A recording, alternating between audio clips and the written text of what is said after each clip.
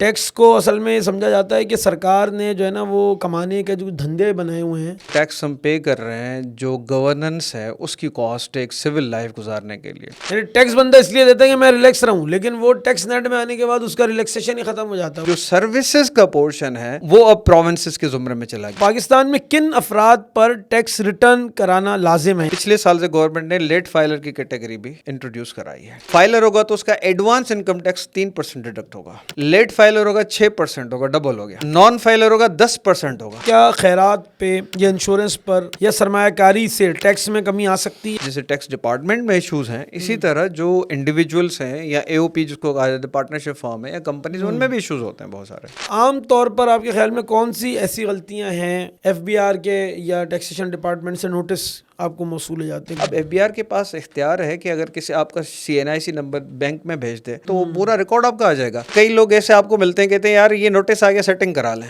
اب جس طرح فائلر اور نان فائلر کے بارے میں گفتگو ہو رہی ہے, ان کو جو ہے وہ ایک ٹانگ پہ کھڑا رکھا جائے گا. ایگریکلچرل جو آپ کا سیکٹر ہے وہ ٹیکس نہیں دے رہا, ریئل اسٹیٹ کو لے لیں, وہاں بڑے مسائل ہیں. اس طرح بہت ساری چیزوں میں ہمارے پاس مسائل ہیں. آپ کو نہیں لگتا کہ لوگ بہت ڈرتے ہیں ٹیکس سیشن میں آنے سے؟ ان کو لگتا ہے نظام بڑا پیچیدہ ہے. ٹیکس نیٹ کو براڈ کرنا پڑے گا, بیس بڑھانا پڑے گا, لوگوں کو کانفیڈنس دینا پڑے گا.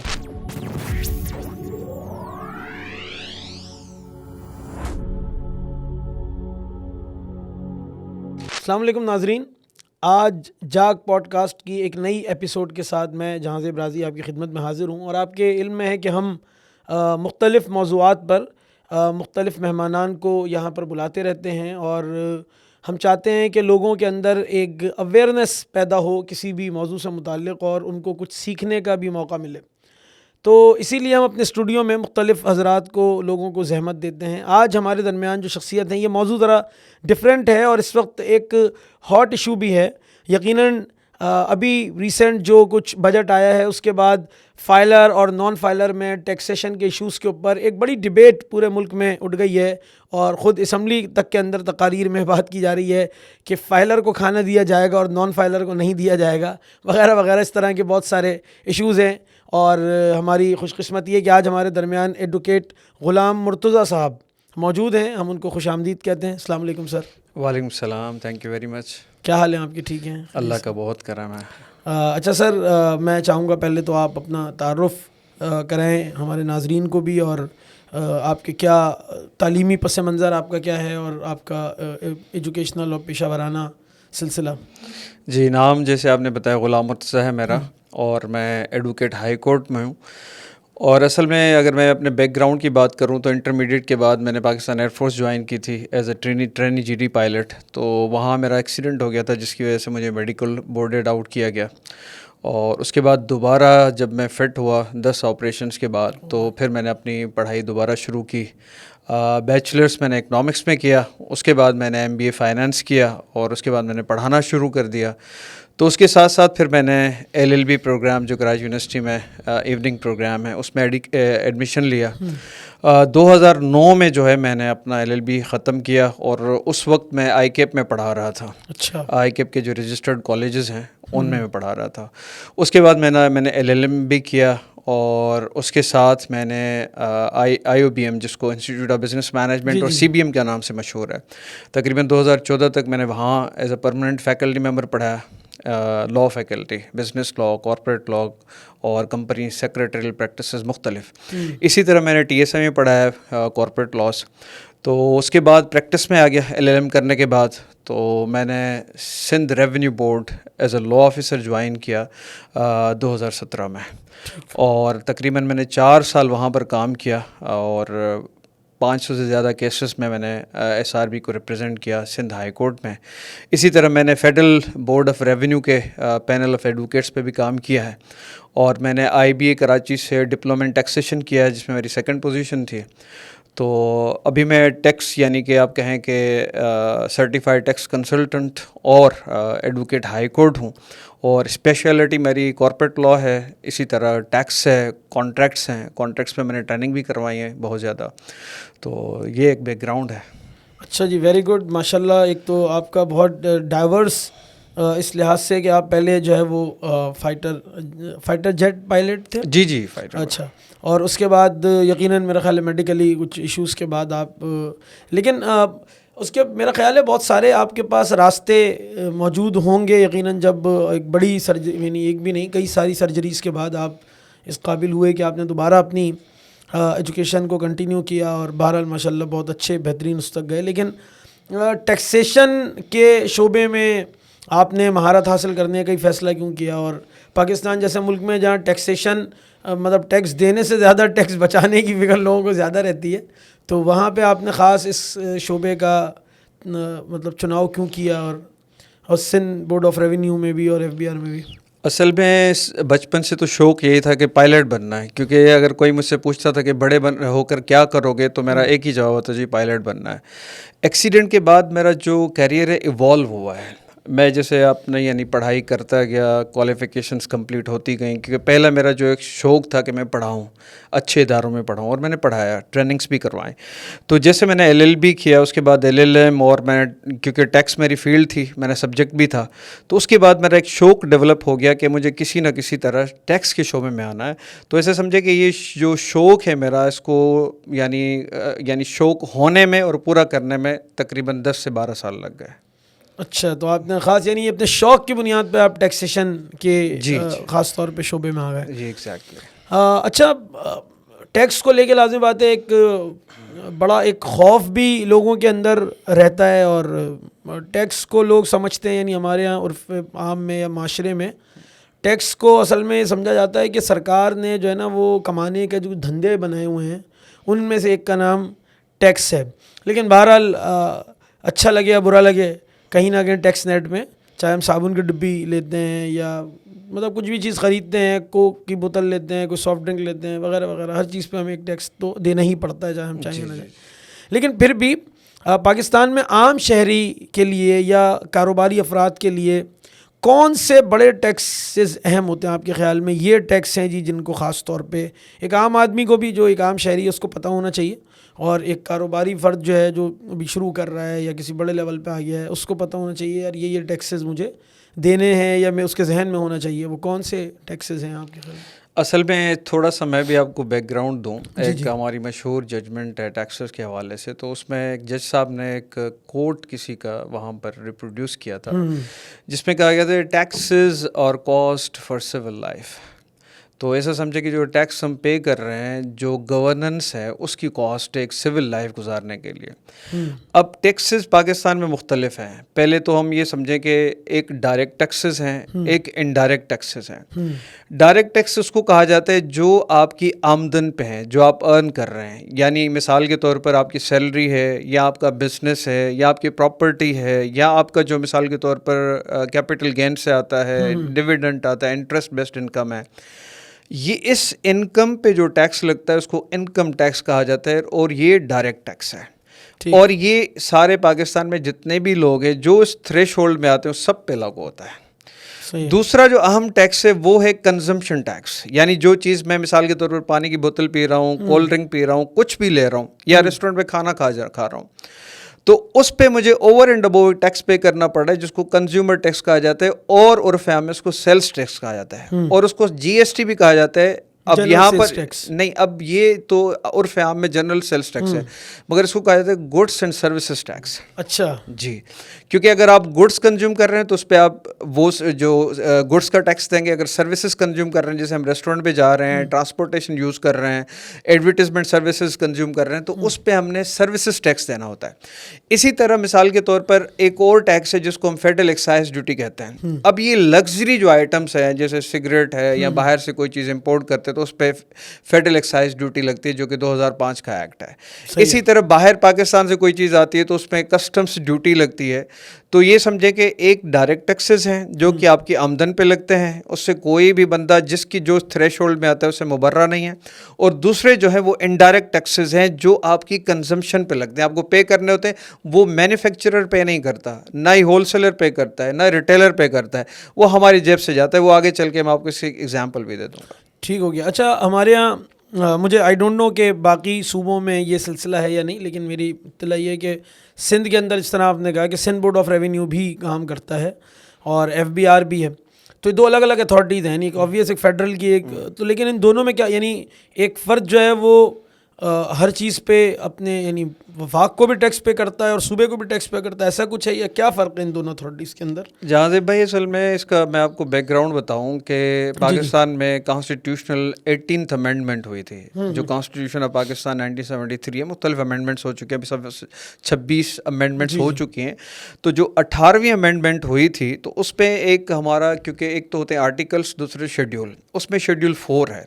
اس شیڈیول 4 کی انٹری 49 اس میں امینڈمنٹ کی گئی تھی کہ جو سروسز کا پورشن ہے وہ اب پروونسز کے زمرے میں چلا گیا, یعنی اس پہ جو ٹیکس لگائیں گے اور چارج کر کے کلیکٹ کریں گے وہ پروونسز ہوں گے.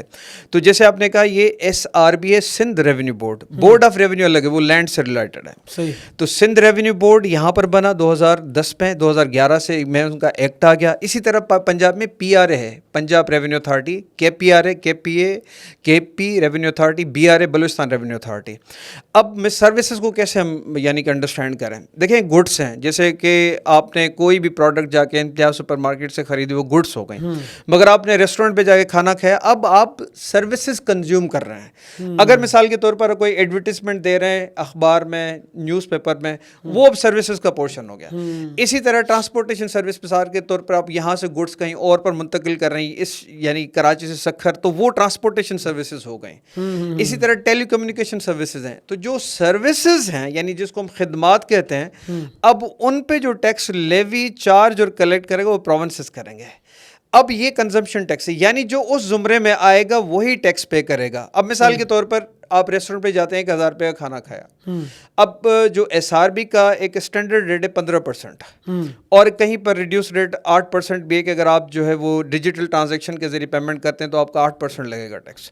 تو آپ کے 1000 روپے, اب وہ جو ریسٹورنٹ ہے وہ ٹیکس پے نہیں کر رہا, جو آپ وہاں پر خدمات حاصل کر رہے ہیں کھانے کی, اس پہ 1000 روپے پر 1000 روپے پر 150 روپے اضافی ٹیکس لگے گا جو آپ کی کنزمپشن پہ ہے.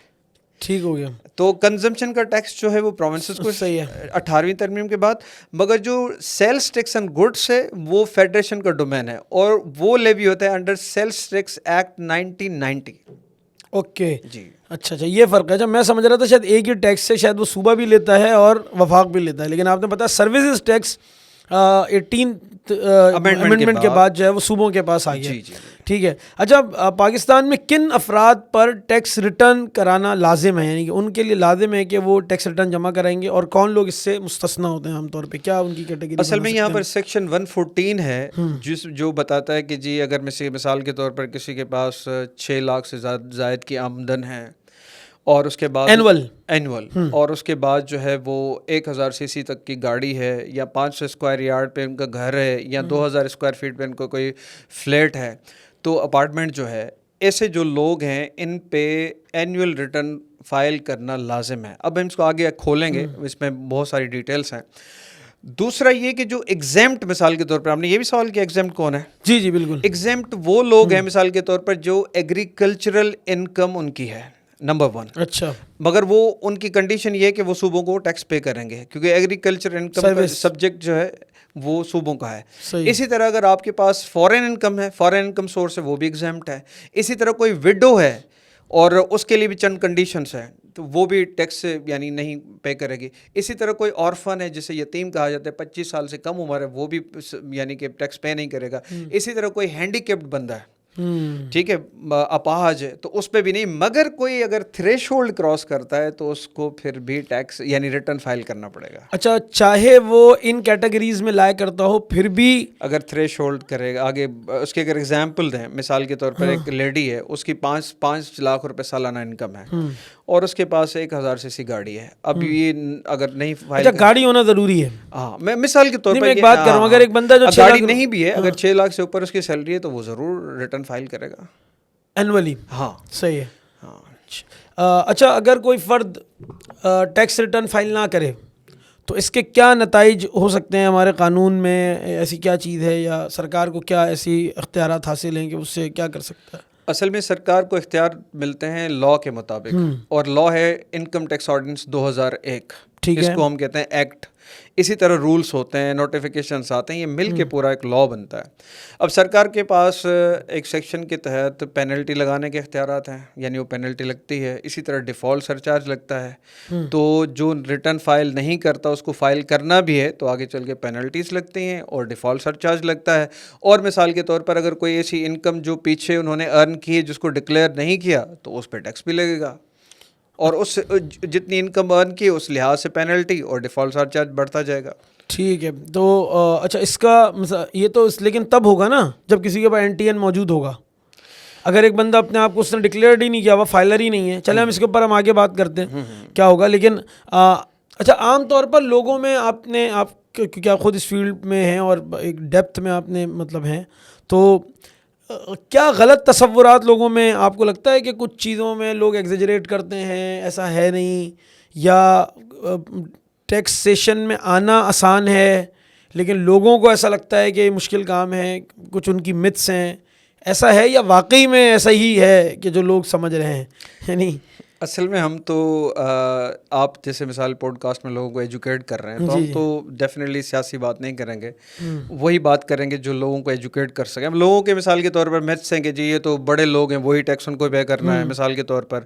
اچھا جی ہمارے تو نقصان ہو رہا ہے بزنس میں, ہم کیوں پے کر رہے ہیں؟ آپ نے گاڑی لی اس پہ ٹیکس تو پہلے ہی کٹ گیا, اب میں ریٹرن فائل کیوں کروں مثال کے طور پر؟ میرا سیلری سے ٹیکس کٹ جاتا ہے تو مجھے کیا ضرورت ہے میں ریٹرن فائل کروں؟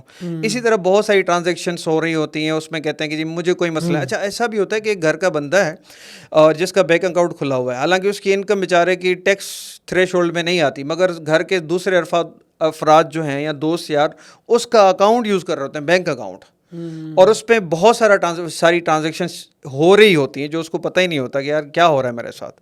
تو دیکھیے ٹیکس جو ریٹرن فائل کرنا, ایک تو بندہ اپنے آپ کو ایجوکیٹ کرے کہ اگر میں ریٹرن فائل کرتا ہوں تو ابھی پہلے تو فائلر نان فائلر کی کیٹیگری, اب لیٹ فائلر کی کیٹیگری بھی ہے. اچھا جی, تو اس پہ کیا نقصانات ہیں وہ کم سے کم اپنے آپ کو ایجوکیٹ کرے.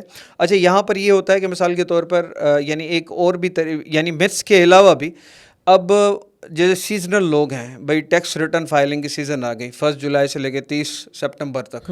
اب بندہ صرف کمپیوٹر جانتا ہے کہ وہ سافٹ ویئر کیسے آپریٹ کرے اور IRS کھولے, اب اس کو زیادہ پتہ ہی نہیں کہ بھائی فلاں سیکشن کیا کہتا ہے, اس کے جو انکم ٹیکس آرڈیننس کے شیڈیولز کیا کہتے ہیں, اور وہ ریٹرن فائل کرنا شروع کرتے ہیں. اور اس کے بعد لوگوں کو جو نوٹسز آتے ہیں اس کے بعد اور پریشانیاں بڑھ جاتی ہیں. تو آگے چل کے ان چیزوں پہ ہم ڈسکس کریں گے. ٹھیک ہو گیا. ہاں اچھا آپ کو پتہ ہے ای کامرس کو لے کر اور بہت سارے جو سوشل میڈیا کا جو پلیٹ فارمز اب بن گئے ہیں, ایک بڑی تعداد ان پہ بھی بزنسز کر رہی ہے. انہوں نے اپنے ای کامرس چینل بنائے ہوئے ہیں, یوٹیوب چینل, فیس بک, انسٹا, اور اس سے ذریعے سے وہ انکم ہو رہی ہے ان کی, وہ پیسہ کما رہے ہیں اس کے اوپر. ٹھیک ہے, تو ان کو لگتا ہے یہ چھوٹے کاروباری حضرات ہیں, ایک پرچون کی دکان والا ہے جس نے گلی محلے میں کوئی پرچون کی دکان کھول رکھی ہے, یا کوئی اور اس طرح کا کام کر رہا ہے جو بہت بڑے لیول پہ نہیں ہے, تو ان کا یہ خیال ہے کہ ہمارے اوپر یہ ٹیکس سپلائی نہیں ہوتا, ہم کس بات کا ٹیکس پے کریں, ہم پہلے ہی اتنے خرچے اٹھا رہے ہیں. تو ایسا ہے کیا, مطلب کوئی قانون ہے یا وہ اس سے مستثنیٰ ہے؟ اگر پہلی بات کریں کہ جو فری لانسرز ہیں یا ای کامرس کا کام کرتے ہیں, یا مثال کے طور پر جو آن لائن پلیٹ فارمز ہیں ان کے ذریعے سیل اور پرچیز کرتے ہیں, اب پہلے جو فری لانسرز ہیں اور وہ اپنی سروسز ایکسپورٹ کر رہے ہیں آؤٹ آف پاکستان, اور وہ ایک PSEB Pakistan software export board اگر اس میں رجسٹرڈ ہیں تو ان پہ 0.025% ٹیکس ہے. اور وہ جیسے یعنی ریمیٹنسز آتی ہیں, مگر اس میں کنڈیشن ہے کہ بھائی 80% آپ کی ریمیٹنس واپس آئے. اب یہاں ہو یہ رہا ہوتا ہے کہ ہم سروسز ایکسپورٹ کرتے ہیں مگر ہمارا پیسہ جو وہاں سے ملتا ہے وہ پارک کہیں اور ہو رہا ہوتا ہے. یہ ایک الگ کوشچن ہے, یہ الگ موضوع ہے. تو وہ کہتے ہیں 80% جب آپ کا آئے گا تو اس پہ 2.5%, مگر ان کو بھی ریٹرن فائل کرنا ہے. اب ریٹرن فائل کیوں کرنا ہے, اس کی کیا وجہ ہے, اس کی وجوہات ہیں. اب مثال کے طور پر جو ڈراپ شپنگ کا کاروبار کرتے ہیں, ای کامرس کرتے ہیں, مثال کے طور پر آن لائن سیل, اب ان پہ جو ان کی ایک تو انکم ہے, انکم پہ تو وہ ڈیفینیٹلی ٹیکس ہے. صحیح ہے, 6 لاکھ سے اوپر ہو گیا وہ ٹیکس تو دیں گے, مگر جو بزنسز ہیں وہ ان کو ڈیڈکشنس الاؤ ہیں. ایڈمیسیبل جو مثال ایکسپینسز ہیں, بھائی مثال کے طور پر آپ بزنس کر رہے ہیں, آپ رینٹڈ پریمیسز ہیں, رینٹ مائنس کریں گے, سیلریز دے رہے ہیں وہ مائنس کریں گے, اور اخراجات ہیں وہ بہت ساری ڈیٹیل ہے, اس کو سیکشن سے پراپر تو مائنس ہو جاتے ہیں. ایک یہ کہ ابھی جو مثال کے طور پر کچھ ایسے باتیں ہو رہی ہیں کہ جو مثال کے طور پر آپ ڈراپ کریں گے اتنے اماؤنٹ کے اوپر 20,000 کے اوپر سے فار ایگزامپل, تو اتنا آپ اس پہ ٹیکس بھی لاگو کریں گے, جیسے ود ہولڈنگ کا کنسیپٹ آئے گا. تو اب اس پہ لوگ جو ہے وہ, کیونکہ اصل میں ہمارا اب اس میں تو ظاہر ہے ڈیفینیٹلی بہت ساری ریفارمس کی ضرورت ہے, مگر گورنمنٹ کے پاس اس سسٹم میں رہتے ہوئے اب یہ چاہتی کہ کسی نہ کسی طرح ٹیکس جو ہے وہ حاصل ہو, تو اسی لیے وہ کر رہے ہوتے ہیں. اور ہم اس بات کے عادی ہیں کہ یار کسی نہ کسی طرح ہم ٹیکس بچا لیں. ہاں ٹھیک ہے. اچھا, یعنی کہ آن لائن بزنس میں اتنا ہے نہیں ٹیکس, مطلب جتنا لوگ سمجھتے ہیں. لیکن آبویس بات ہے, جس طرح آپ نے کہا کہ اگر میں امریکہ میں کوئی بزنس کر رہا ہوں اور وہاں میرے کسی کلائنٹ سے سیٹنگ ہوئی, تو میں بولوں گا نہیں بھائی میرا پیسہ وہیں روک کے رکھو, ہاں, اور مجھے اتنے بھیج دو, باقی وہیں ڈالرز لے کے ڈال دیے. ہاں, تو اچھا یہ چکر بھی آن لائن پہ کم ہے, اور ریمیٹنس کو گورنمنٹ. اچھا, چھوٹے جو کاروباری حضرات ہیں جن سے بات ہوئی, پرچون کی دکان ہے گلی محلے کے اندر, دیکھیں اگر چھوٹا کاروباری بندہ بھی ہے, مثال کے طور پر آگے اس کو کوئی گھر پرچیز کرنا ہے, سیل کرنا ہے, گاڑی خریدنی ہے, سیل کرنی ہے, مثلا وہ تو پیسہ کہیں سے آئے گا نا. اب میں جو بھی چیز پرچیز کرنے جا رہا ہوں وہ وائٹ منی سے ہو گئے, اور وائٹ منی کون سی ہے؟ جو میں نے ڈکلیئر کیا انکم ٹیکس ریٹرن میں اینیول میں, اور اس میں نے ٹیکس پے کیا ہے. تو وہ جتنا بھی ہوگا, چاہے وہ جتنا بھی کما رہا ہے, اس کے اوپر اس کو پے کرنا, اور وہ بھی مائنس کر کے, مثال بجلی کا بل آ رہا ہے اور جو خرچے ہیں وہ مائنس کر کے, اس کے بعد جو ایک اماؤنٹ وہ کہتا ہے کہ میرے اتنی بچت ہوئی, اس پہ ٹیکس لگے گا. اب اہم بات کر لیتے ہیں, وہ یہ ہے کہ مطلب اس وقت صورت حال یہ ہے کہ ہر بندہ یہ چاہتا ہے کہ میں فائلر نہ بنوں. یعنی ہر بندے سے مراد ہے کہ میں غلط نہ کہہ رہا ہوں, تو مطلب ایک تعداد ضرور یہ چاہتی ہے کہ وہ فائلر نہ بنے. وہ کہتے ہیں کہ این ٹی این لینے کا نقصان ہے, اور ایک دفعہ آپ ٹیکس نیٹ میں آ گئے نا تو پھر آپ کی ہر چیز پہ ٹیکس ہے. لیکن بہرحال اب جس طرح فائلر اور نان فائلر کے بارے میں گفتگو ہو رہی ہے کہ ان کو جو ہے وہ ایک ٹانگ پہ کھڑا رکھا جائے گا, اور شادی میں جو ہے وہ ٹانگ والی بوٹی ان کو نہیں ملے گی. تو یہ اس کا کیا طریقہ ہے, ایف بی آر کے ساتھ رجسٹرڈ فائلر بننے کا طریقہ کار کیا ہے؟ یعنی آسانی سے کوئی بندہ این ٹی این لینا چاہ رہا ہے کہ میں این ٹی این لے لوں, تو اس کا کیا پروسیجر ہوگا؟ اصل میں جہاں سے بھائی آپ نے بڑی اچھی باتیں کی ہے, مگر ہم جیسے آپ نے کہا کہ آپ اپنے آڈینس کو ایجوکیٹ کر رہے ہیں, تو ہم بھی وہی بات کریں گے کہ ظاہر لوگوں کو فائدہ ہو, نقصان نہ ہو. دیکھیے فائلر اب یعنی ایک تو فائلر کی کیٹیگری جس میں اے ٹی ایل کہا جاتا ہے کہ ایکٹیو ٹیکس پیئر لسٹ پہ اس کا نام آ رہا ہے, اس کو فوائد حاصل ہوں گے. ایک ہے جو کہ ایکٹیو ٹیکس پیئر لسٹ پہ نہیں آ رہا, جس کو نان فائلر کہا جاتا ہے. اب پچھلے سال سے گورنمنٹ نے لیٹ فائلر کی کیٹیگری بھی انٹروڈیوس کرائی ہے. اچھا, اب مثال آگے چل کے وہ چیزیں اور کلیئر ہوں گی. مثال کے طور پر ایک بندہ پراپرٹی پرچیز کر رہا ہے, ٹھیک ہے, سیل کر رہا ہے. اب پراپرٹی سیل کر رہا ہے, 50 ملین تک اس کی لمٹ ہے کہ وہ پراپرٹی سیل کر رہا ہے. ایک 50 ملین ہے, ایک 50 ملین سے 100 ملین تک ہے, اور ایک ہے 100 ملین سے اوپر. تو فائلر ہوگا تو اس کا ایڈوانس انکم ٹیکس 3% ڈیڈکٹ ہوگا. لیٹ فائلر ہوگا 6% ہوگا, ڈبل ہو گیا. اچھا, نان فائلر ہوگا 10% ہوگا. اور اس دفعہ جو 2026 کا یعنی ابھی 25-26 کا سال جو بجٹ ہے, اس میں وہ 11% تک چلا جائے گا. یہ ایک چیز بتا رہا ہوں. اسی طرح مثال کے طور پر اگر آپ فائلر ہیں اور بینکنگ ٹرانزیکشن کرانا جا رہے ہیں, تو بینکنگ ٹرانزیکشن پہ آپ کی کوئی ٹیکس نہیں کٹے گا, مگر جو نان فائلر ہے اس پہ 0.8% کٹے گا. تو مسئلہ یہ ہے کہ جو آپ فائلر آپ کسی طور پہ بھی, کیونکہ سسٹم میں آپ رہ رہے ہیں, تو سسٹم میں رہتے ہوئے فائلر بننا ضروری ہے. اور فائل ایک تو ہے رجسٹریشن, جیسے این ٹی این نمبر حاصل کرنا. دوسرا یہ کہ آپ اینیولی اپنا ریٹرن فائل کریں گے جو آپ کی انکم ہوئی ہے, تو اس کے بعد آپ اے ٹی ایل لسٹ پہ آئیں گے, جس کو کہتے ہیں ایکٹیو ٹیکس پیئر لسٹ پہ. اچھا, اس میں ایک ضمنی سوال یہ بھی ہے کہ بھی آپ نے کہا کہ ایک بندہ جو چھوٹا کاروباری فرد ہے یا جو بھی کاروبار کر رہا ہے, وہ اپنے تمام جو اس کے اخراجات ہیں ان کو پہلے الگ کرے گا. جی جی جی جی, اس نے تنخواہیں نکالی ہیں, رینٹ نکالا ہے, بجلی گیس کے بل ہیں وغیرہ وغیرہ. اس کے بعد وہ ٹیکس اپنا بتائے گا کہ بھائی یہ میری آمدن ہوئی تھی, میری انکم تھی, اس کے اوپر ریٹرن ہوگا. لیکن ایک جو تنخواہ دار بندہ ہے, اس کا تو ابھی کچھ شروع بھی نہیں ہوتا, پہلے ہی کام اس کا ہو چکا ہوتا ہے, مطلب سبھی کچھ جا چکا ہوتا ہے. تو یہ وہ اس کو یہ سہولت حاصل نہیں ہے کہ وہ پہلے بجلی گیس کے بل بھرے, اس کے بعد پھر بتایا بھائی یہ اتنا اتنا تھا اور اب میرا یہ بچ رہا ہے. اصل میں تنخواہ دار میں اور بزنس مین میں فرق ہے. بزنس مین وہ ہے کہ جو بزنس ایکٹیویٹی رن کرنے میں اور اپنے جو ریونیو جنریٹ کرنے میں بہت سارے خرچے کرتا ہے. اب وہ جو خرچے بزنس ایکٹیویٹی میں کرتا ہے وہ یعنی کہ اس پہ ڈیڈکشن الاؤ ہے. اب جو تنخواہ دار بندہ ہے اس کی ایٹ سورس 149 سیکشن کے تحت جیسے ہی یعنی ایک سال کی جو بھی سیلری ہے وہ اس کو گراس کیلکولیٹ کر کے جتنا ٹیکس لگتا ہے ہر مہینے اس کا ڈیڈکٹ ہوتا جائے گا. تو اس کیونکہ وہ ساری اس کی جو ٹیکس یعنی کہ جو سیلری ارن کر رہا ہے اس میں کوئی بزنس ایکٹیویٹی شامل نہیں ہے، تو اس کا ایک فکسڈ ریٹ ہے، مختلف سلیبس ریٹ ہے. جیسے 6 لاکھ تک تو کوئی نہیں ہے، 6 لاکھ سے لے کے 12 لاکھ تک 5% ہوگا، 12 لاکھ سے 24 لاکھ تک کا ہوگا تو اس میں مختلف سلیبس آ رہی ہیں. کون سے ایسے دستاویزات یا ریکارڈ ضروری ہوتے ہیں کہ ایک فرد یا قانون جو ہے وہ فرد جو ہے یا ادارہ بھی ہے تو وہ قانون کے دائرے میں رہے؟ ایسے کون سے ڈاکومنٹس ہر وقت آپ کے پاس ایسے موجود ہونے چاہیے، اسپیشلی کوئی ادارہ ہے کہ کسی وقت بھی ضرورت پڑے تو اس کے پاس اس کو پتا ہو یار یہ 1 2 3 ڈاکیومنٹس ہیں جو میرے پاس موجود ہیں اور مجھے کوئی تھریٹ نہیں کر سکتا، میرے اوپر کوئی نوٹس نہیں دے سکتا، یا میں فوری طور پہ اپنے آپ کو دکھا سکتا ہوں کہ بھائی یہ میرے پاس ڈاکیومنٹ موجود ہیں، ریکارڈز موجود ہیں.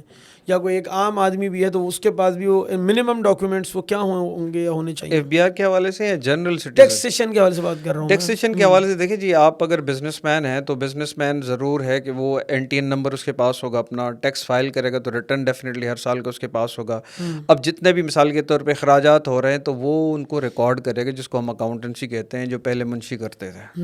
اب وہ بہت ضروری ہے کیونکہ دیکھیں اگر آپ کے پاس انوائسز نہیں ہیں تو آپ اپنے جو وہ خرچے کلیم بھی نہیں کر سکتے.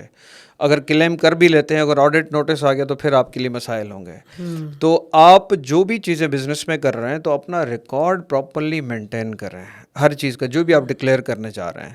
تو یہاں تو بڑے ایشوز ہوتے ہیں کہ ٹیکس، جیسے ٹیکس ڈپارٹمنٹ میں ایشوز ہیں، اسی طرح جو انڈیویجولس ہیں یا AOP جس کو کہا جاتا ہے پارٹنرشپ فارم ہے یا کمپنیز، ان میں بھی ایشوز ہوتے ہیں بہت سارے.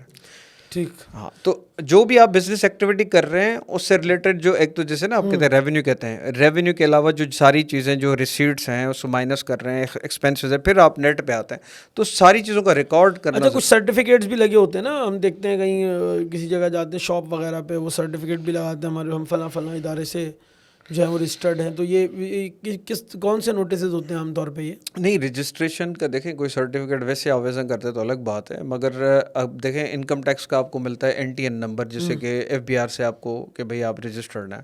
اسی طرح سیلس ٹیکس رجسٹریشن الگ ایشو ہے، وہ سیلس ٹیکس کے لیے الگ ہوتی ہے. صحیح ہے. اگر مثال کے طور پر ایسی کوئی شاپ ہے، جیسے مثال کے طور پر فارمیسی ہے، اب ان کے لیے ڈریپ کے ساتھ رجسٹر ہونا ضروری ہے، ڈرگ اتھارٹی کے ساتھ.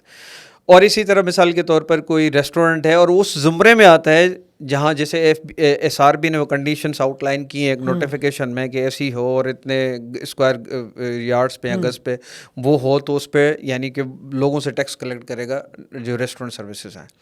تو ویسے آویزہ کرنے کی تو کوئی اس طرح کی. اچھا ٹھیک ہو گیا. اچھا، یہ تو ہم نے بات کر لی کہ فائلر اور نان فائلر میں کیا فرق ہوتا ہے، آپ نے اس میں کچھ چیزیں بتائی بھی ہیں. لیکن ایک اور سوال یہ ہے کہ یہ روزانہ کی جو ڈیلی روٹین لائف ہوتی ہے اس کے اوپر بھی اس کے کوئی اثرات مرتب ہو رہے ہیں کہ آپ فائلر ہیں اور نان فائلر ہیں، تو کوئی فرق اس میں؟ جی بہت ہو رہی ہیں. مثال کے طور پر اب صرف اس کو دیکھیں کہ آپ گاڑی خریدنے جا رہے ہیں 800 cc کی، ٹھیک ہے، اور آپ رجسٹریشن کرا رہے ہیں جو اتھارٹی موٹر اینڈ جو رجسٹریشن اتھارٹی یہاں پر، تو آپ پہ 0.5% ٹیکس لگے گا اگر فائلر ہیں. اگر آپ نان فائلر ہیں تو 1.5% ٹیکس لگے گا. اچھا. اگر آپ 800 سے 1000 cc کروانے جا رہے ہیں تو 1%، اور اگر نان فائلر ہیں 3%. اسی طرح اگر 1000 سے اوپر کی اور 1300 تک CC تک کی گاڑی کو اگر آپ رجسٹر کرانے جا رہے ہیں تو جو فائلر ہے وہ 3% دے گا اور نان فائلر 9% دے گا. اسی طرح جو پراپرٹی آپ جس مثال کے طور پر سیل کرنے جا رہے ہیں تو فائلر پہ 50 ملین تک کی جو پراپرٹی سیل کریں گے تو اس پہ 3% ہوگا، لیٹ فائلر پہ 6% ہوگا اور نان فائلر پہ 10% ہوگا. اچھا. Advance income tax. اسی طرح جو آپ کے بینکنگ ٹرانزیکشن سے ظاہر بینکنگ ٹرانزیکشن روزمرہ کی ہوتی ہیں اس میں فائلر پہ کوئی ٹیکس نہیں. نان فائلر کی اگر 50,000 سے زیادہ ٹرانزیکشن ہے 1 لاکھ تو وہ 0.8% یعنی ٹیکس کٹے گا اس کا. صحیح ہے. تو ڈیفینیٹلی یعنی کہ جو ریشو ہے ہو سکتا ہے کہ کوئی ایک فگر ہم سے آگے پیچھے ہو جائے، مگر نان فائلر کو ہر جگہ جہاں پر بھی تھوڑے ڈس ایڈوانٹیجز ہیں. پھر پراپرٹی کتنی خرید سکتا ہے، گاڑی 1000 cc سے اوپر نہیں خرید سکتا، تو اس طرح کے ڈس ایڈوانٹیجز ہیں. صحیح ہے. اچھا، پاکستان میں قانونی طور پر ٹیکسز کم کروانے کے لیے یا ٹیکس میں کٹوتی کے لیے کہ کم کٹے وہ کون سی سہولیات دستیاب ہیں آپ کے خیال میں، چاہے وہ تنخواہ دار افراد ہوں یا فری لانسرز ہوں؟ مطلب وہ اپنے آپ کو ٹیکس سے تھوڑا سا یعنی ان کو پورا ٹیکس نہ دینا پڑے, تھوڑا سا بچت ہو جائے, تو ایسے کوئی قانونی بھی چیزیں موجود ہیں جن سے وہ اپنے آپ کو بچا سکتے ہیں؟ اس میں اصل میں دو چیزیں میں ڈسکس کرنا چاہوں گا. پہلی تو بات ہے کہ ایک تو ہوتی ہیں ڈیڈکشنس, ایک تو ہوتی ہے کنسیشنس, ایک ہوتی ہے کریڈٹس. اب ٹیکس کریڈٹ اور ڈیڈکشن میں فرق ہوتا ہے. اب ٹیکس ڈیڈکشن جو کریڈٹ ہے یعنی کہ جو ٹیکس لائبلٹی آپ کی بن رہی ہے اس میں سے کچھ اماؤنٹ آپ کا مائنس ہو جاتا ہے, وہ آپ کلیم کرتے ہیں جب آپ ریٹرن فائل کر رہے ہوتے ہیں. مثال کے طور پر ایک ٹیچر ہے اور وہ فل ٹائم ٹیچر ہے کسی این جی او میں, نان گورنمنٹل آرگنائزیشن میں, کسی ہاسپٹل کا ٹیچر ہے, اور اس کے علاوہ وہ کلینک بھی نہیں کرتا مثال کے طور پر. اس کی جو ساری سیلری آتی ہے وہ ٹیچنگ اس سیلری سے آتی ہے, تو اس کو کچھ سہولت ہے, وہ ٹیکس جو اس کی لائبلٹی اس کو ڈیڈکٹ کر سکتا ہے. اسی طرح ایک بندہ ہے وہ 15 لاکھ کی تک کی اس کی سیلری ہے اور اس کے بچے ٹیوشنس بھی پڑھتے ہیں, مثال کے طور ٹیوشن فی ادا کرتے ہیں اسکول کی, تو اس میں کچھ پرسنٹ تک وہ یعنی ٹیکس اس کو ڈیڈکشنس الاؤ ہیں. اسی طرح کسی اپرووڈ پینشن فنڈ میں بندہ جو ہے اپنے پیسے انویسٹ کرتا ہے تو اس میں کچھ ڈیڈکشنس الاؤ ہیں. تو اسی طرح ایک ڈیڈکشنس ہیں اور ایک ہیں جو ٹوٹل مثال کے طور پر آپ کہتے ہیں کہ وہ یعنی یہ کریڈٹ تھا اور ڈیڈکشنس. مثال کے طور پر زکوٰۃ دے رہے ہیں اور زکوٰۃ آپ گورنمنٹ کے اپرووڈ اداروں کے دے رہے ہیں, تو آپ کی جو ٹیکس لائبلٹی ہے نا, پھر ایک پرسنٹیج ہے کہ بھائی مثال کے طور پر اے او پی ہے تو اپنی ٹوٹل انکم کا 20% سے زیادہ نہیں دے سکتی, یا کمپنی ہے تو 30% سے زیادہ نہیں دے سکتی, تو اس ادارے میں دے رہے ہیں تو وہ پھر آپ جو آپ کی گراس انکم ہے اس سے مائنس کر کے اس کے بعد ٹیکس آپ کو یعنی لاگو ہوگا. اچھا, جب میں اگلا میرا سوال یہی تھا کہ کیا خیرات پہ یا انشورنس پر یا سرمایہ کاری سے ٹیکس میں کمی آ سکتی ہے اگر ہم شو کریں کہ بھائی ہم نے فلاں جگہ اتنی ڈونیشنز دی ہے یا فلاں انشورنس میں اتنا لگایا ہے یا اتنا انویسٹ کیا ہے؟ اصل میں بہبود جو فنڈ ہوتا ہے اس پہ کچھ ٹیکس کے جو یعنی سہولیات ہیں. اسی طرح جو مثال کے طور پر انڈسٹریل جو آپ کی جو یونٹس ہیں وہاں کچھ سیکشنس ایسے ہیں جہاں پر اگر وہ نئے مواقع پیدا کرتے ہیں تو کچھ ایسی یعنی کہ کمپنیز تھی 2015 سے لے کے 2019 تک ان کو حاصل تھی چیزیں, مثال کے کس حد تک وہ ٹیکس ڈیڈکشن ہے. اسی طرح جو انشورنس کی بات کر رہے ہیں 2022 میں اس کو واپس لے لیا گیا تھا. اچھا, انشورنس وغیرہ پہ کوئی واپس لے لیا گیا تھا. ٹھیک ہو گیا جی. اچھا, ایک فرد ہے پھر جو ایک چیز یہ ہے کہ اگر مثال کے طور پر آپ کی جو سیلری ہے اور اس کا 10% تک آپ کا جو ہے بیسک سیلری کا وہ میڈیکل الاؤنس ہے تو وہ ایگزامپٹ ہوتا ہے اس سے. ٹھیک ہو گیا. اچھا, نئے کوئی بندہ کوئی نیا کاروبار شروع کر رہا ہے یا نیا اسٹارٹ اپ شروع کر رہا ہے تو آپ کا کیا مشورہ ہے اس کے لیے؟ یعنی فوری طور پہ ہمارے عام طور پہ رویہ یہ ہوتا ہے کہ یار ابھی تو شروع کرو, اللہ مالک ہے, دیکھتے ہیں, پھر جب آمدن شروع ہوگی تو دیکھیں گے, این ٹی این لیں گے, ٹیکس شروع کریں گے. تو آپ کے خیال میں فوری طور پہ شروع کرتے ہی اس کو این ٹی این بنوا لینا چاہیے یا تھوڑا سا رک کے یہ کام کریں کیونکہ ابھی آمدن تو شروع ہونی ہے اس کی؟ اصل میں سب سے پہلی بات ہے کہ اللہ ہمارا ہر لحاظ سے مالک ہے اور ہر جگہ پر اللہ ہی الحمدللہ جو مدد کرتا ہے. مگر بات یہ کہ ایک ہوتی ہے اسٹریٹجی, ایک ہوتی ہے ڈیو ڈیلیجنس. میں کون سے آپشنس کو ایکسپلور کروں کہ بھائی میں بزنس کرنے جا رہا ہوں. اب بزنس دیکھنا ہے کہ کون سا کر رہے ہیں, سروسز اورینٹیڈ بزنس ہے, گڈس اورینٹیڈ بزنس ہے, کون سا بزنس ہے. اب اس میں آپ دیکھیں کہ میرے حوالے سے ٹیکس امپلیکیشنس کیا کیا پڑ سکتی ہیں. پھر میں آگے بڑھوں گا تو ڈیفینیٹلی آپ پہلے تو پوری اسٹریٹجی بنائیں, اپنا بزنس ماڈل بنائیں, پھر اس میں دیکھیں کون کون سی اتھارٹیز کے ساتھ آپ کو رجسٹر ہونا ہے. ایک تو نمبر 1 آپ یعنی کہ انکم ٹیکس کے ساتھ تو ہوں گے یعنی کہ ایف بی آر کے ساتھ این ٹی این نمبر بنوائیں گے. اگر اس میں کوئی ایسی چیز ہے جو کہ گڈس سے ریلیٹڈ ہے تو آپ نے S T R N number بھی بنوانا ہوتا ہے. اچھا, پھر دیکھیں بزنس 3 ٹائپس کے پاکستان میں. پہلا ہے سول پروپرائٹرشپ, آپ اکیلے بنتے ہیں, آپ کوئی رجسٹریشن نہیں کرا رہے, آپ اپنے مرضی سے بزنس کر رہے ہیں. مگر پھر بھی آپ کو این ٹی این چاہیے ہوگا کہ کئی جگہوں پر آپ کا ٹیکس ود ہولڈ ہوتا ہے, ود ہولڈنگ کا کنسیپٹ ہے. ٹھیک ہے, اگر کوئی مثال بڑے کام ہے اس میں آپ بغیر این ٹی این کے نہیں جا سکتے. تو دوسرا ہے پارٹنرشپ. پارٹنرشپ جو ہے جو فارم ہے یعنی پارٹنرشپ بزنس ہے وہ 2 سے 20 تک بندے جو ہیں وہ پارٹنرشپ بزنس کر سکتے ہیں اور رجسٹریشن ہوتی ہے پارٹنرشپ ایکٹ 1932 اور یہاں پر رجسٹرار اس کو رجسٹر کرتا ہے. تو ڈیفینیٹلی وہ ہے ایک کمپنی فارم آف بزنس ہے. کمپنی فارم آف بزنس میں پھر کمپنیز مختلف ٹائپس کے ہیں. سنگل ممبر کمپنی الگ ہے, پرائیویٹ لمیٹڈ کمپنی الگ ہے, پھر پبلک لمیٹڈ الگ ہے. پھر پبلک لمیٹڈ میں 2 ٹائپس ہیں, لسٹڈ اور نان لسٹڈ. اچھا, تو آپ ڈیو ڈیلیجنس کریں, آپ پراپرلی اس کی پہلے تو آپ دیکھیں کہ میں کرنے کیا جا رہا ہوں, اس کے بعد مجھے کن یعنی اس کو ڈیل کرنا, کمپلائنس اس کو کہتے ہیں, اور کمپلائنس بہت امپورٹنٹ ہے. ٹھیک ہے. اچھا, جو بین الاقوامی کلائنٹس کے ساتھ فری لانسرس کام کر رہے ہوتے ہیں, لازم بات ہے ان کا اب کام ہی ملک سے باہر گئے, باہر کے کلائنٹس ہیں ان کے, تو آپ کے خیال میں ان کو کن چیزوں کا خیال رکھنا چاہیے ٹیکسیشن کے معاملات آگے چل کے جو ان کو ہوں گے؟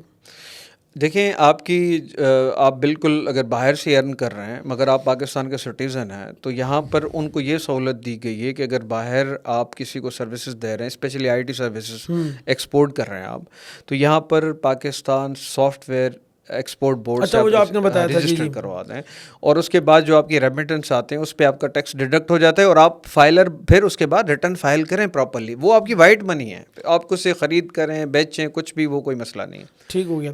اچھا, عام طور پر آپ کے خیال میں کون سی ایسی غلطیاں ہیں کہ جس کی وجہ سے ایف بی آر کے یا ٹیکسیشن ڈپارٹمنٹ سے نوٹس آپ کو موصول ہو جاتے ہیں؟ کون سی ایسی غلطیاں ہیں کہ جن سے بندے کو احتیاط کرنا چاہیے, بچنا چاہیے؟ بہت ساری غلطیاں ہیں. پہلی غلطی یہ ہے کہ آپ کی آمدن مثال کے طور پر زیادہ ہے, آپ کم دکھا رہے ہیں. آپ کے خرچے جو ہے مثال کے طور پر آپ نے 2 کروڑ کی جو ہے آمدن دکھائی ہے اور خرچے 1 کروڑ 80 لاکھ کے دکھا دیے, اور اس کے بعد آپ سبسٹینشیٹ بھی نہیں کر سکتے انوائسز کے ذریعے, ریکارڈ کے ذریعے. اسی طرح آپ کی جو مثال کے طور پر بزنس آپ کی یعنی بزنس انکم کم ہے مگر آپ کا اکاؤنٹ کوئی اور یوز کر رہا ہے, بہت سارے لوگ یوز کر رہے ہوتے ہیں. ایسے ہی ہوتا ہے, ہاں بالکل. تیسرا یہ بھی غلطی ہوتی ہے کہ جہاں سے صاحب کو پتہ چلا کہ یار جو اپنی منی وائٹ کروانی ہے, پیسے وائٹ کروانا ہے, اب وہ کسی ایسے بندے کے پاس چلے گئے جس کو پتہ ہی نہیں ہے, انہوں نے آپ کی جو ہے نا ویلتھ 3 کروڑ شو کر دی ہے, کہاں سے آئے کیسے آئے اس کو کوئی ثبوت نہیں ہے مثال کے طور پر, بھائی پیسے وائٹ کروانا ہے. تو آپ پورا ساری چیزوں کو دھیان میں رکھیں اور اس کے بعد کوئی قدم اٹھائیں, اس کے پورے اچھے طریقے سے سوچیں سمجھیں, اس کے بعد پراپر اسٹیپ لیں.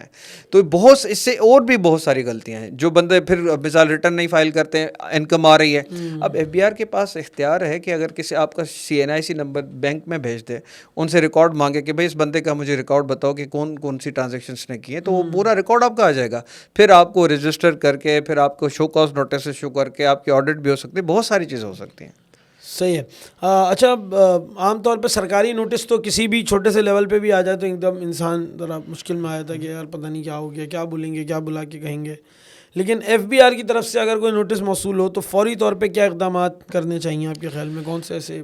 پہلے تو سب سے پہلی بات یہ کہ نوٹس کو اچھے طریقے سے پڑھ لیں. اچھا, اس کو سمجھیں کہ نوٹس میں لکھا کیا ہوا ہے, کس وجہ سے نوٹس آیا. صحیح ہے.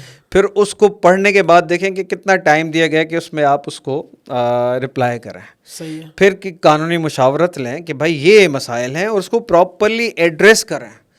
مثال کے طور پر کئی لوگ ایسے آپ کو ملتے ہیں کہتے ہیں یار یہ نوٹس آ گیا سیٹنگ کرا لیں, یعنی اگلا بندہ, میرے پاس کئی ایگزامپلس ہیں, میں نے کہا سر میں یہ کام نہیں کرتا, الحمدللہ میں نے کبھی ایسا نہیں کیا, یعنی میں صرف ایسے ہی بتا رہا ہوں. ہاں, تو اس کو پہلے سمجھیں, اس کو پراپرلی قانونی مشاورت کے ساتھ پراپر ٹائم میں آپ فائل کر دیں. کہ نوٹس وہ آپ کا فائنل آرڈر نہیں ہے, نوٹس کے بعد آپ کا آرڈر جاری ہوتا ہے اور وہ آرڈر اپیلیبل ہوتا ہے. اب مثال کے طور میں آپ کو ہائر کی بتا دوں, اب ایک تو نوٹس ہوتا ہے وہ شو کاز نہیں ہوتا, جیسے 177 کا آ گیا وہ آڈٹ کا نوٹس ہے. اسی طرح بہت سارے 111 کا نوٹس آ جاتا ہے. اس کے بعد آپ کو اگر نوٹس آ جاتا ہے شو کاز نوٹس کے بعد آپ رپلائی فائل کرتے ہیں, اگر آرڈر بھی پاس ہوتا ہے تو وہ اپیلیبل آرڈر ہے بیفور کمشنر اپیلس. اچھا, اگر کمشنر اس کو بھی ٹائم لمٹ ہے جس میں آپ نے اپیل فائل کرنی ہے. اس کے بعد کمشنر اپیل نے آرڈر کر دیا اور آپ کے خلاف ہے, پھر بھی آپ اپیل کر سکتے ہیں اپیلیٹ ٹرائبونل میں. اچھا, اپیلیٹ ٹرائبونل نے آپ کے خلاف آرڈر کر دیا, آپ ہائی کورٹ میں ریفرنس اپلیکیشن فائل کر سکتے ہیں. اچھا, ہم کیا کرتے ہیں کہ ہم اس کو ڈیل نہیں کرتے, سیدھی چھوڑتے ہی وہ کہتے ہیں کہ جی یہ کام کرے. پھر پتہ کیا ہوتا ہے, اب یہ ہم نے ایکو سسٹم بنا دیا ہے, سوری ٹو سے. اب ہر بندہ شارٹ کٹ کے چکر میں پھر کہ یار یہ جلدی سے بس یہ کرا دو, یعنی کوئی بندہ اگر اس کی فائٹ کرنے کے لیے تیار بھی نہیں ہے. اگر لیکن آپ کہہ رہے ہیں کہ ہر جگہ وہ اپیلیبل ہے, اگر ایک جگہ سے تو آپ دوسری جگہ, دوسری سے تیسری جگہ آپ اپیل بھی کر سکتے ہیں اگر آپ کو لگتا ہے کہ ٹھیک نہیں ہو رہا ہے. نوٹس آرڈر نہیں ہوتا. ہاں, اچھا نوٹس تو آپ کو مطلع کیا گیا ہے ابھی, ہاں آرڈر اس کے بعد ہوتا ہے. ٹھیک ہے. اچھا, یہ ٹیکس ایمنسٹی اسکیمز کیا ہوتی ہیں؟ ایمنسٹی اسکیمز ہوتی ہیں اور مطلب ان میں شامل ہونا اچھا فیصلہ. مختلف میرا خیال ہے بھی کچھ عرصہ پہلے شاید پچھلی گورنمنٹ میں آئی تھی کہ یار آپ اپنا جو بلیک منی ہے وہ وائٹ کر سکتے ہیں, پراپرٹی میں لگا سکتے ہیں, اور بھی میرے خیال ہے چھوٹے بڑے لیول. تو یہ کیا ہوتی ہیں یہ؟ ہاں, تھینک یو ویری مچ, یہ سوال اچھا کیا. Amnesty schemes, tax amnesty schemes Pakistan 2018 میں آئی ہیں, 2019 میں ابھی آئی ہیں. اسی طرح مختلف ٹیکس اتھارٹیز پروونشل بھی جیسے سال ختم ہو رہا ہوتا ہے تو ایمنسٹی دے دیتی ہیں. اس میں ہوتا ہے کہ جو آپ نے اثاثے ملکی یا غیر ملکی آپ نے ڈکلیئر نہیں کیے, آپ اتنے % ٹیکس ادا کریں اور آپ جو ہے وہ آپ کی جو بلیک منی وائٹ ہو جاتی ہے. اچھا. تو مثال کے تو 2018 میں تو 87,000 لگ بھگ اتنے لوگوں نے 3 ٹریلین وائٹ کروائے تھے. اچھا. اور اسی طرح 2019 میں 1,33,000 لوگوں نے وہ بھی 3 ٹریلین جو ہے وائٹ کروائے تھے. اصل میں اس میں مسئلہ یہ کہ اگر یہ میرٹ پہ نہ ہو تو پھر لوگوں میں تھوڑا سا نا وہ مایوسی پھیلتی ہے, کیونکہ جو لوگ کمپلیٹ یعنی پراپرلی ٹیکس اپنا فائل کر رہے ہیں, ساری چیزیں انہوں نے ڈکلیئر کی ہوئی ہیں, اور جنہوں نے ڈکلیئر نہیں کی ہوئے انہوں نے بعد میں آ کے, اب اس میں کیا ہوتا ہے کہ پینلٹی بھی نہیں لگتی, ڈیفالٹ سرچارج بھی نہیں لگتا. یعنی کبھی کبھی ایسا ہوتا ہے کہ ایک بندے پہ ٹیکس یعنی ٹیکس جو لائبلٹی ہے, جو پرنسپل اماؤنٹ ہے 1 کروڑ کا ہے, تو لائبلٹی جو پینلٹی اور ڈیفالٹ سرچارج وہ 3 کروڑ تک چلا جاتا ہے. اچھا. تو اب وہ ساری چیزیں معاف ہوتی ہیں اور پھر ریڈیوسڈ ٹیکس ریٹ دیتے ہیں وہ اس پہ. ٹھیک ہو گیا. اچھا, آپ کو لگتا ہے کہ اگلے 5 سے 10 سالوں میں پاکستان میں جو ٹیکسیشن کا نظام ہے وہ ہم بالکل جس طرح باہر ملکوں میں, مڈل ایسٹ میں یا دیگر ممالک میں ہے کہ وہ پورا کا پورا ہر بندہ ٹیکس نیٹ کے اندر ہے, تو آپ کو لگتا ہے اگلے 5 سے 10 سالوں میں پاکستان بھی کمپلیٹلی ٹیکس نیٹ میں آ جائے گا, یا نظام اس طرف جا رہا ہے؟ لگے سے رہا ہے کہ ڈیجیٹلائزیشن کی طرف جا رہے ہیں, جس طرح وہ ساری جو بینکنگ ٹرانزیکشن کی طرف جا رہے ہیں ساری چیزیں, کہ آپ جتنی بھی ٹرانزیکشنز کریں بینکنگ کے طور پہ کریں. ابھی جو مثال کے طور پر ایک ایشو آیا تھا 2 لاکھ کی ٹرانزیکشن کا, پھر بہت سارے لوگوں نے اس پہ آواز بھی اٹھائی تھی, اس کے بعد تھوڑی چیزیں کم ہو گئیں. اب ڈیفینیٹلی یہ ڈیجیٹلائزیشن اور اصل میں ڈاکیومنٹڈ اور نان ڈاکیومنٹڈ اکانومی کا بڑا فرق ہے. جیسے کہ آپ جوڑیا بازار میں جاتے ہیں تو وہ نان ڈاکیومنٹڈ ہے. صحیح. ہاں بالکل. اب جتنی بھی باقی ہوگی وہ بینکنگ ٹرانزیکشن سے جتنی چیزیں ہوں گی وہ ڈاکیومنٹڈ ہو جائیں گی. پھر آپ کی ساری جو پیمنٹ کے, کیونکہ ابھی جو انکریج کر رہے ہیں کہ آپ ریسٹورینٹ پہ اگر کارڈ سے پے کرتے ہیں تو آپ کو ٹیکس کم دینا پڑے گا, تو یہ سارے جو اسٹیپس ہیں یہ کوشش تو کر رہے ہیں. اب پاکستان میں آگے کیا ہوتا ہے, مگر یہ ڈیفینیٹلی یعنی کہ جو ٹیکس نیٹ میں لوگوں کو لائیں گے بھی آگے چل کے, مسائل بھی ہوں گے. اب دیکھیں کس طرح ہوتا ہے مگر پاکستان کے حوالے سے. اچھا, انڈیا میں آپ نے دیکھا ہوگا شاید کہ وہاں پہ نا مطلب جس طرح QR کوڈ ہوتا ہے اس طرح انہوں نے اپنے جو بھی کیش والیٹس ہیں ان کو QR کوڈ کے تھرو کر دیا. اور کوئی رکشے والا, سبزی والا, پھل والا ٹھیلے پہ کو لے کے جا رہا ہے, اس نے اپنے ٹھیلے میں وہ QR کوڈ اسکینر جو ہے وہ مطلب اس نے اسٹیکر پیسٹ کیا ہوا, اور کوئی رکشے تو اتر رہا, بولا بھائی پیسے کھلے نہیں ہیں, چٹے نہیں ہیں, وہ چٹے بولتے ہیں اس کو, کھلے پیسے نہیں ہیں. تو وہ وہاں پہ اپنا اس نے اسکین کیا اور پیسے ٹرانسفر کر دیے, سبزی والے کو پیسے ٹرانسفر کر دیے. تو وہ اپنے بالکل سب سے نچلے لیول پہ جو طبقہ ہے جو گلی محلے کے اندر ٹھیلا لے کے جا رہا ہے اس کو بھی ٹیکس نیٹ کے اندر لے کر آ گئے. لیکن ہمارے یہاں شاید اس کی پذیرائی نہیں. آپ کو نہیں لگتا کہ مطلب ہم ایسے ابھی بھی جو ہم مطلب ایزی پیسہ جیس کیش کر رہے ہوتے ہیں اس میں بھی کوئی نہ کوئی ڈیڈکشن ہو جاتی ہے, پھر وہ اویئرنیس اس طرح نہیں ہے, پھر پراپر موبائل سے ٹرانسفر کرنا پڑتا ہے, ایزی ٹو ٹرانسفر نہیں ہے. تو آپ کو لگتا ہے کہ یہ اس طرف حکومت جا رہی ہے یا یہ زیادہ مشکل کام ہو رہا ہے اس لحاظ سے؟ اصل میں وہاں پر بھی کچھ مسائل ضرور ہیں, مگر وہ ہم سے بہت زیادہ انہوں نے ڈیولپ کر دیا اپنے سسٹم کو. یہاں پر ڈیولپ ہونے میں بہت ابھی کام کرنے کی ضرورت ہے. جیسے کہ ایگریکلچرل جو آپ کا سیکٹر ہے وہ ٹیکس نہیں دے رہا. اسی طرح بڑے بڑے جو لوگ ہیں, مثال کے طور پر اگر آپ ریئل اسٹیٹ کو لے لیں, وہاں بڑے مسائل ہیں. اس طرح بہت ساری چیزوں میں ہمارے پاس مسائل ہیں, اور یہ مسائل حل کرنے کے لیے ایک تو ٹیکس نیٹ کو براڈ کرنا پڑے گا, بیس بڑھانا پڑے گا, لوگوں کو کانفیڈنس دینا پڑے گا, اور یہاں تک آنے میں وقت لگے گا. ہو سکتا ہے کہ 5-10 سال میں چیزیں ہو جائیں اسٹریم لائن. ایک بات جو آپ چاہتے ہو کہ کم سے کم ہر پاکستانی کو, ہر بندے کو پتہ ہو کہ ٹیکس سے متعلق یہ بات, یار کم سے کم یہ اس کی نالج ہونی چاہیے, وہ بالکل مطلب بے بہرا نہ ہو اس معاملے میں کہ اس کو پتہ ہی نہ ہو. تو آپ کے خیال میں کون سی 1-2 باتیں آپ سمجھتے ہیں کہ یہ اس کو پتہ کر لینا چاہیے یا معلوم ہونا چاہیے؟ ٹیکس کے حوالے سے سب معلومات حاصل کرنا, سمجھنا ایک ذمہ داری ہے, اس کو ذمہ داری سمجھیں. ٹھیک ہے, تو وہ کہاں سے سمجھیں, مطلب یہ بھی بتائیں. ہاں ابھی اب تو بہت زیادہ آسانی ہو گئی ہے, آپ کے پاس بہت سارے پلیٹ فارمس ہیں, آپ ٹیکس یعنی کہ کنسلٹنٹس کی آپ کی ریچ میں ہیں, ہر طرح سے آپ کر اچھا, اگر آپ تک کوئی اپروچ کرنا چاہے جی کہ جناب میں کوئی کسی کا چھوٹا سا بزنس ہے یا کوئی اسٹارٹ اپ ہے یا کوئی تنخواہ دار بندہ ہے, وہ چاہتا ہے کہ بھائی میں کنسلٹ کر لوں تاکہ کل کو مجھے کوئی نوٹس نہ آ جائے, میں کہیں پھنس نہ جاؤں, اور وہ آپ تک اپروچ کرنا چاہتے ہیں تو اس کا کیا طریقہ کار ہوگا, کس طرح آپ کو وہ اپروچ کر سکتا ہے؟ میں آپ کو اپنا بزنس کارڈ شیئر کر دوں گا, اس کے علاوہ میرا نمبر آپ کے پاس ہے, وہ آپ ڈسپلے کر دیں تو صحیح ہے, وہ کانٹیکٹ کر سکتے ہیں. ٹھیک ہے. تو آپ ابھی کس مطلب کسی نام سے آپ کی کوئی فرم ہے؟ جی میری MLC global legal and tax advisory ہے, میرا آفس جو ہے DHFS5 میں ہے. صحیح ہے. اور اصل میں پچھلا سال میں دبئی گیا تھا, وہاں پر میں نے وہ اپنی کنسلٹنسی رجسٹر کروائی تھی. پاکستان کو ویزے نہیں مل رہے تھے تو ویزا مجھے نہیں ملا, تو پہلے بھی میری کلفٹن میں آفس تھا, اب DHA میں ہے. مگر یہ کہ کوئی بھی بندہ ریچ کر سکتا ہے, اور جو ہوگا ہم ڈیفینیٹلی اس کی ہیلپ کریں گے. ٹھیک ہے جی. اچھا, لاسٹ ہم کیونکہ مطلب یہ ٹاپک تو لازم بات ہے کہ میں اس میں بالکل ایک بہت زیادہ میری نالج میں بہت زیادہ اضافہ ہوا آپ کے ساتھ بیٹھ کر, اور شاید بہت لمیٹڈ معلومات ہوتی ہیں ہمیں ٹیکس سے متعلق, یا چیزیں نہیں ہمیں پتہ ہوتی.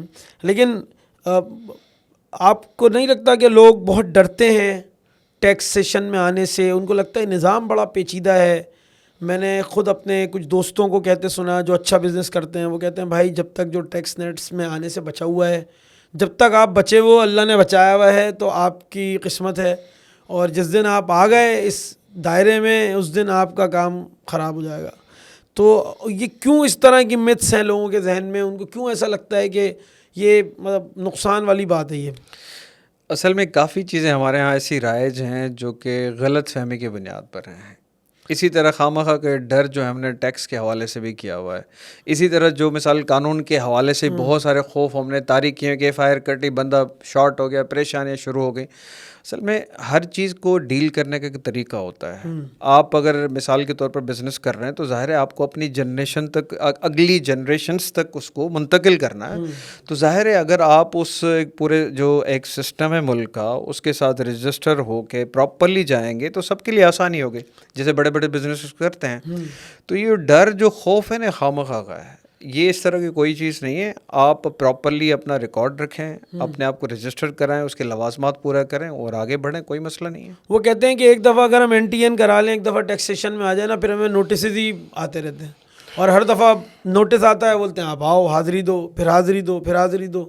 وہ بولنا بندہ بزنس کرے کہ حاضری دیتا رہے, اور کوئی آن لائن سسٹم ہے نہیں. دنیا میں سسٹم ہے کہ آپ نے مطلب آن لائن ساری اپنے آڈٹ جمع کرا دیے, آن لائن دکھا دیا, سب دکھا دیا, 1 کلک کے اوپر آپ نے اپنا جو بنتا تھا حساب وہ پے کیا, جان چھٹی. آپ سارے ٹائم اپنا بزنس میں لگا رہے ہیں, ذہنی طور پہ آپ ریلیکس ہیں. ادھر آپ NTN لے لیتے ہیں تو آپ ذہنی طور پہ آپ کا مطلب ریلیکسیشن ہی ختم. یعنی ٹیکس بندہ اس لیے دیتا ہے کہ میں ریلیکس رہوں, لیکن وہ ٹیکس نیٹ میں آنے کے بعد اس کا ریلیکسیشن ہی ختم ہو جاتا ہے, وہ بالکل ہی بیچارہ مشکل میں آ جاتا ہے. تو کچھ باتیں ان کی آپ کو نہیں لگتا کہ ٹھیک ہیں یہ باتیں ان کی, کہ ان کو وہ اپنی غلطیوں کی وجہ سے ایسا ہوتا ہے. جیسے میں نے پہلے ہی بتایا کہ اپنے آپ کو ایجوکیٹ نہیں کرتے, اپنا ریکارڈ پراپرلی نہیں مینٹین کرتے, بہت ساری چیزیں ہو رہی تھیں. مثال کے طور پہ بے لاگ جو ہے آپ کی بزنس ٹرانزیکشنس ہو رہی ہیں, آپ پتہ ہی نہیں ہے کس کے نام سے ہو رہی ہیں. تو ڈیفینیٹلی وہ میچ تو کریں آپ کے انکم کے ساتھ, ارننگ کے ساتھ, کس طرح کرنا ہے. تو ایک پوری پلاننگ کے ساتھ جب بندہ بزنس کرتا ہے تو اس کو اس سے مسائل نہیں ہوتے. اب جو ہے IRS سسٹم ہے وہ آن لائن ہے, اگر نوٹس بھی آپ کو آن لائن ریسیو ہوتا ہے, اس کا رپلائی بھی آن لائن جاتا ہے. اچھا ہاں ڈیفینیٹلی. مگر یہ کہ اب کچھ یہ بھی ہوتا ہے کہ آپ دیکھیں, آپ کچھ پیسے خرچ کر کے آپ کو کوئی ٹیکس ایڈوائزری تو لینی پڑتی ہے نا, کیونکہ ہر بندہ تو اس میں ایکسپرٹ نہیں ہو سکتا. ایسے ہی جو ایکسپرٹ ہے اس آپ سروسز لے لیں. آپ کیوں پریشان ہوتے ہیں؟ ایسا نہیں کہ آپ وہ ملزم ہے کہ آپ کوئی حاضری پہ جانا ہے. آپ ایک بندے کو اتھارٹی لیٹر دیتے ہیں, وہ آپ کی جگہ پہ ریپرزینٹ کرتے ہیں آپ کو. ٹھیک ہے جی. Sir thank you very much جناب غلام مرتضیٰ صاحب, آپ نے اپنے مطلب قیمتی وقت دیا, اور ایک ایسا موضوع شاید جو ان ٹیپ ہے, میرا خیال ہے کہ اس کے اوپر عام طور پہ ہمارے یہاں بات نہیں ہوتی. یعنی بات ہوتی ہے, بہت نیگیٹو وے میں بات ہوتی ہے, اور اس کو آپ نے بڑے اچھے پازیٹیو انداز میں پیش کیا, اور ہم بھی امید کرتے ہیں کہ لوگوں کو یقیناً اس سے اویئرنیس ملے گی ہماری اس پوڈ کاسٹ کے نتیجے میں. اور آپ خود بھی کیونکہ کنسلٹنٹ ہیں تو انشاءاللہ ہم اس کی بالکل یہ کریں گے کہ آپ کا جو نمبر ہے یا آپ سے بھی رجوع لوگ کر سکیں. اس کے لیے بھی ہم آسانی کر دیں کہ وہ آپ تک بھی اپروچ کریں. تھینک یو ویری مچ. ایک دفعہ پھر بہت بہت شکریہ. ناظرین ہم بہت شکر گزار ہیں جناب ایڈوکیٹ غلام مرتضیٰ صاحب کے کہ انہوں نے ایک حساس موضوع پر جو اس وقت شاید بہت نیگیٹو موضوع بنا ہوا ہے ہماری سوسائٹی میں, ہمارے ملک میں, ٹیکسیشن سے متعلق, اس کے اوپر بڑی اہم معلومات بھی دیں. اور ان کا 11 سال کا ایک طویل تجربہ اس فیلڈ کے اندر ہے. تو اور یہ خود سرکاری اداروں کے جو ٹیکسیشن ڈپارٹمنٹ کے ادارے ہیں ان کے ساتھ یہ کیونکہ کام کرتے رہے ہیں, ان کے ساتھ رہے ہیں, بطور وکیل عدالتوں میں پیش ہوتے رہے ہیں, تو ایک بہترین تجزیہ اور بہترین جو بھی انفارمیشن ہو سکتی تھی اس وقت کے اندر میں وہ انہوں نے دی ہے. لیکن یہ ایز ایک کنسلٹنٹ بھی ہیں, اور اگر آپ کو لگتا ہے کہ آپ کو ان کو اپروچ کرنا چاہیے, آپ کو ان سے بات کرنی چاہیے, تو وہ بھی ہم انشاءاللہ اویلیبل کر دیں گے. تو آپ بھی ان کو پہنچ کے ڈائریکٹ بھی ان کے ساتھ آپ کنسلٹ کر سکتے ہیں. بہت شکریہ.